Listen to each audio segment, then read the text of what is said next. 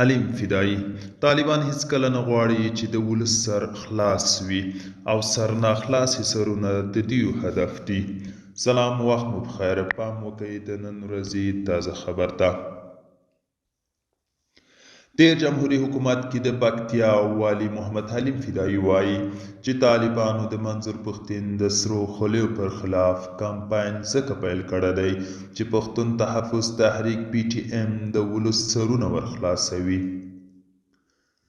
ښاغلي فدایي په خپله ایکس پاڼه لیکلي چې سرې خولۍ د سرخلاصو ملت پالو ځوانانو سمبول دی چې د دوی د ازادۍ او حقونو لپاره مبارزه کوي.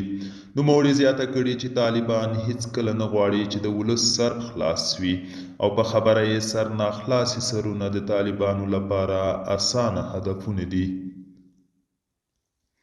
هغه دغه راز ویلي برعکس طالبان ځکه د ولس پر مخ ښوونځي تړلي ترڅو همداسې سرناخلاصې پاتې شي.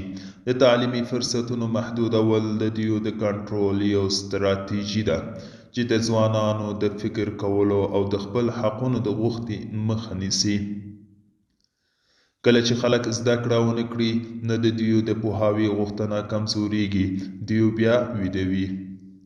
فدایي همداراز ویلي چې منظور پښتین ولس ویښوي او کله چې ولس ویښ او پوه شي هغه بیا دوست او دښمن پیژني او بیا د خلکو شعار نه شعور ته ګوري.